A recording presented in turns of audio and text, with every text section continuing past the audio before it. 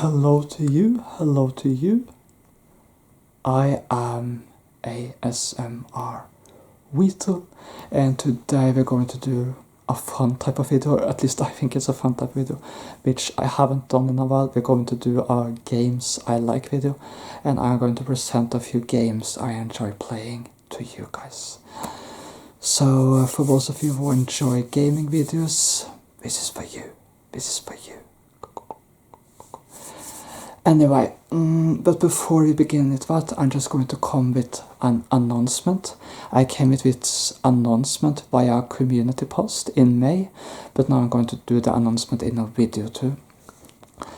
Come August, in August this year, I am going to choose 2 moderators to my channel.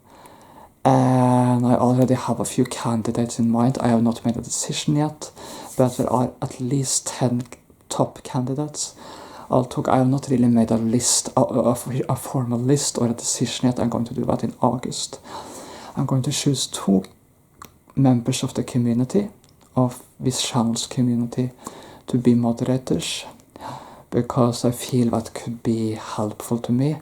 I'm still going to remain admin and run my own channel, of course, so not stepping down from that. I just would like some small assistance. It's not going to be a time-consuming thing at all, because I'm still going to do a lot for myself, but there are a few times of day I'm not that active, so it could be useful with 2 moderators. And while it will not be a paid job, the 2 who are chosen will get to be part of Team Muffin and part of my team. They will be an official part of my team. I'm going to add that to the information of the channel, that these 2 are part of my team, and they may get some influence on what kind of videos I will do. I mean, I will listen to all requests from any user anyway, but you know, they'll be part of my team and they can get some influence on moderation stuff and stuff like that. Yeah, and there will be some simple moderator rule and stuff like that, but it will be simple, and this will remain a very user-friendly and safe community. So yeah, so so just to be clear, I'm not hiring overzealous moderators here, I'm just hiring normal moderators. Most comments will still get completely accepted. The only comments that will need to be dealt with is the same as before, which is very rude comments or spam comments, stuff like that. You know, other than that, it will remain a safe and nice community. So yeah, but exactly who I will choose, well, that will be clearer once we get to August. But there are a few candidates in mind already. But enough about that. For now, let's move to the video itself. I hope it can be relaxing too. And if there is any background noise from the outside today, like it was in the last video, I'm sorry in advance, but I hope it will be calmer now. So yeah, let's begin, eh? So I'm going to begin with a platform game, Crash Bandicoot, and this is the most recent Crash Bandicoot game, Crash 4, Crash Bandicoot 4, it's about time. It's about time for a new adventure. I have played this game and I have played all the original Crash Bandicoot games. I was raised with Crash Bandicoot, and so I played the original 4 games on PlayStation, the very first PlayStation when I was a child, and I replayed them sometimes afterwards, and I've also played the reboot or the Insane trilogy, you know. So yeah. So yeah, I enjoy Crash Bandicoot. I love it. It's a very enjoyable platform game. I played Crash Bandicoot 1, 2, 3, Crash Team Racing. I've also played Crash Bash, and Breath of Cortex, Twinsanity, and Tag Team Racing, and Nitro Kart, and now this game. So I have played a lot of Crash Bandicoot games in my time. I believe I also played some sort of Nintendo game. Where is the noise again? Apologies. It's a chainsaw which is going on the outside. Apologies to you guys for that. But anyway, but we'll just have to live with it for now. I'm sorry. Crash Bandicoot 4. But recently I've also played Crash Bandicoot 4, and it was a really great game. It was a really challenging game, but it was good, and it really played a lot of nostalgia for the original game, so really enjoyable. If you enjoy Crash Bandicoot or platform games, I advise playing it. And if you haven't played the original ones, pick up Insane Trilogy and the Team and Crash Team Racing, which have both been released for newer consoles. And by the way, I'm just going to add, I also enjoy Spyro, by the way, because I played that as a child. Yeah. So this is what I'm playing these days. This is Assassin's Creed Valhalla, like a Viking. I have played a lot of the Assassin's Creed games. I have not played the most recent one, which is Assassin's Creed Mirage, but wow, that's one annoying noise. Apologies. Like a Viking. But now I'm in the process of playing Valhalla, and I'm liking it well so far. I'm liking it really, really well so far.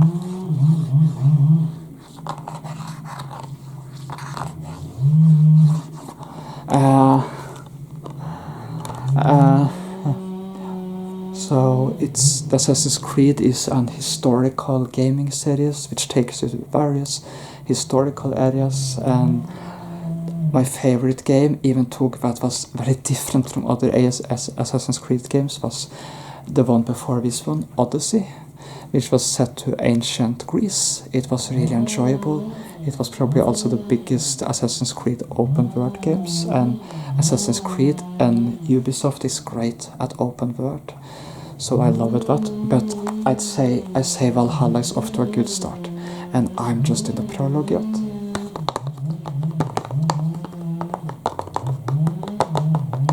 I'm just in the prologue yet. Yeah.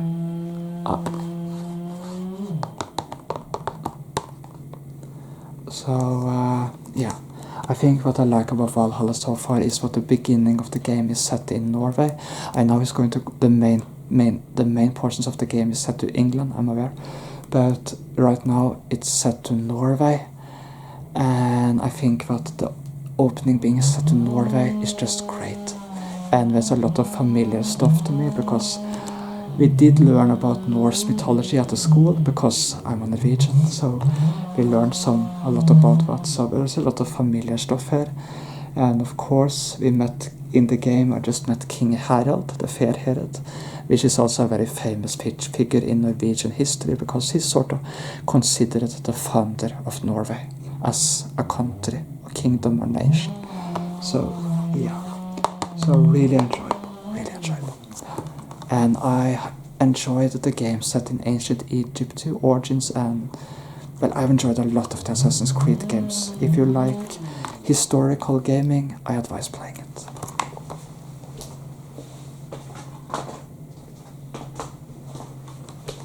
This is Hogwarts Legacy. I just finished this game recently. It's set to the Harry Potter universe, but it is set 100 years before the story of Harry Potter. It's set in the 1890s, and Harry Potter is supposed to be in the 1990s, I believe. And it's also set a few decades before the story of Fantastic Beasts. Fantastic Beasts story is set to the 1920s and 1930s, but this is set way back in the 1890s, giving us insight into the wizarding world of the 19th century in the 1890s. So it's a really enjoyable game. You get to explore Hogwarts and the regions around Hogwarts. It's an open world RPG, and it has its own unique magical style.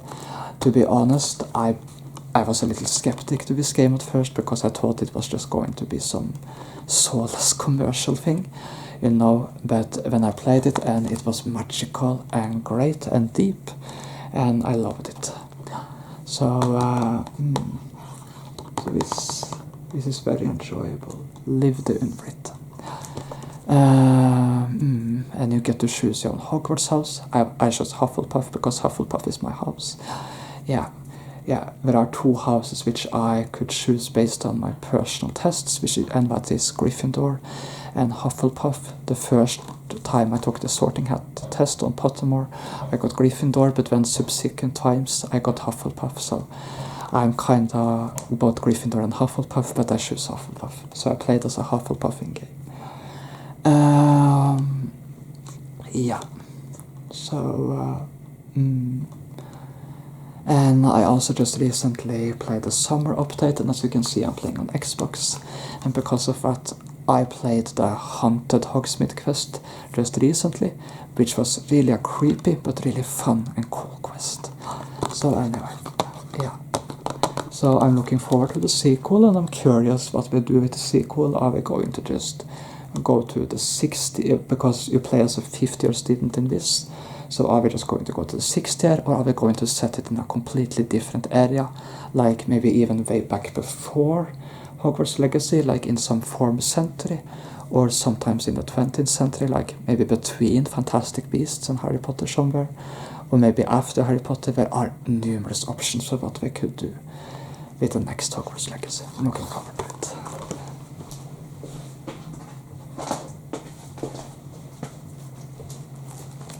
So here is a fun one. Some of you who are into RPG stuff may recognize Dragon Age, Lead Them of Fall, and this is Dragon Age Inquisition. It was released 10 years ago, and this is very relevant because there is a new Dragon Age game coming this year. Dragon Age the Veilguard, formerly called Trespasser, but now it's been officially named, formerly called Dreadwolf, apologies. Trespasser is a DLC for this game, apologies.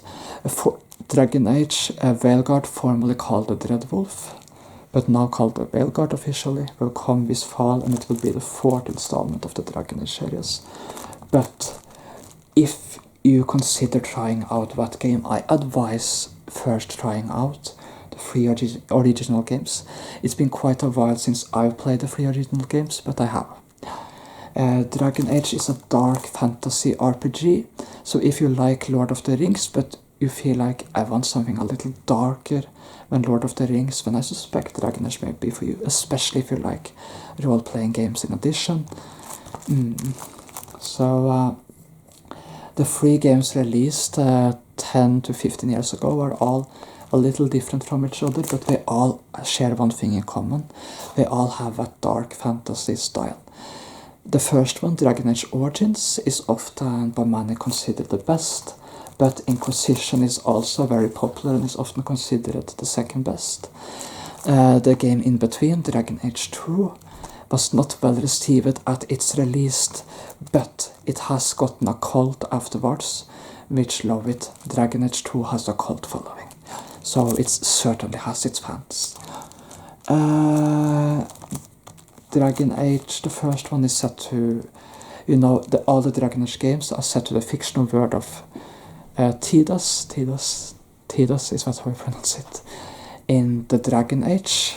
The center in the game, known as Dragon Age, it is dark medieval fantasy, and and there are 3 completely different protagonists. There are 3 different heroes in each game, because each game deals with different themes and different conflicts and different areas of the world. The first game is set in a country called Ferelden, the second is set in a city-state called Kirkwall, and the third is set in Ferelden and Olay, while the fourth is set in Tevinter. Very much I read in the capital city of the Tevinter Imperium in the far north of the continent. So I'm not going to go into the details of what's happening in the various storylines, but it follows different conflicts in the world of Dragon Age. So Origins is sort of very RPG mode. Dragon Age 2 has more fast-paced combat and has very deep companion quests and companion relations. Dragon Age 2 is probably like the ultimate companion game. It's very focused on the characters. Inquisition has open world and has lots of exploration and stuff like that. And the new game, Veilguard, we don't know that much about it yet. We know a little from some gameplay showings and stuff. But the new game, Veilguard, seems to go in a new direction with more sort of modernizing things a little. And it also has gone with somewhat more cartoonish and brighter graphics, and that has divided fan opinion, because while some think the new graphics are beautiful, other prefers the graphics of the free original game, which some felt was more fitting to dark fantasy. And by the way, Inquisition has beautiful graphics, by the way, for its time. I mean, it was released 10 years ago, but it actually has some really beautiful landscapes. So yeah, anyway, so yeah, but the Veilguard is apparently also supposed to be more of a companion and character-focused game again, and a lot of it will also apparently be set to a city, much like Dragon Age 2 was. So it will be fun to see how that is. Yeah, so Dragon Age Origins and Inquisition are sort of save the world stories. Dragon Age 2 is more of a personal story, and the Veilguard seems to be sort of combine the personal and save the world stories. So yeah.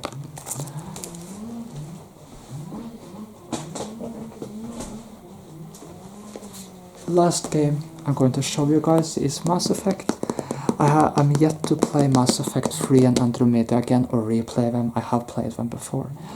But I played Mass Effect 2 last year. It was really enjoyable. I have the collector's edition of Mass Effect 2 actually.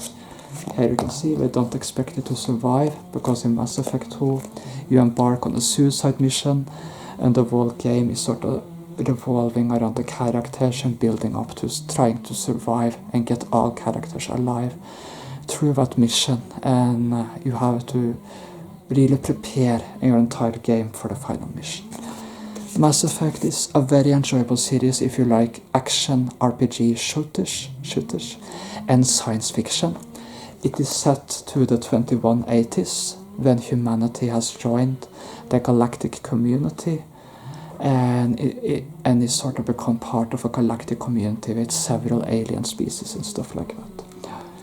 And the first 3 games form a trilogy known as the Shepard trilogy, because Commander Shepard, which you see on the cover here, is the hero of these games. You can play either a male Shepard or a female Shepard, that's your choice. Yeah, so it's a trilogy of 3 games. And then there's also come a 4th game called Andromeda, which is separate from the original trilogy.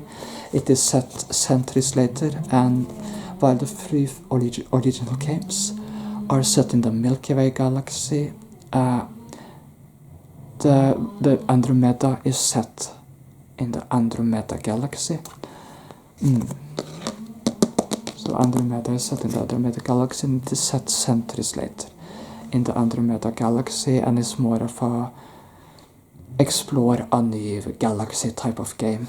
Yeah, where humanity and the other species from the Milky Way sort of have to sort of colonize and explore a completely new galaxy.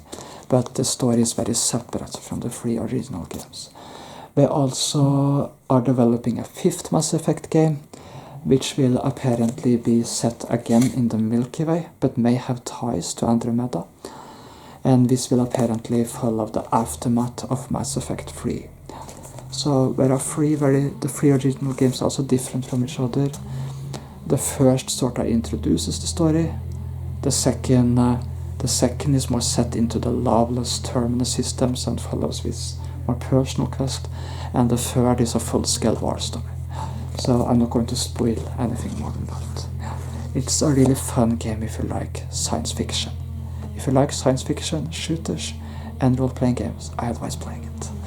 Okay, I hope you guys have enjoyed this gaming, me talking about games I like.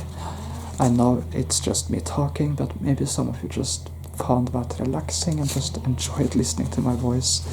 And my enthusiasm, I hope that came off as I talked about these games. Wish you guys all the best, and thank you for watching and listening. Thank you.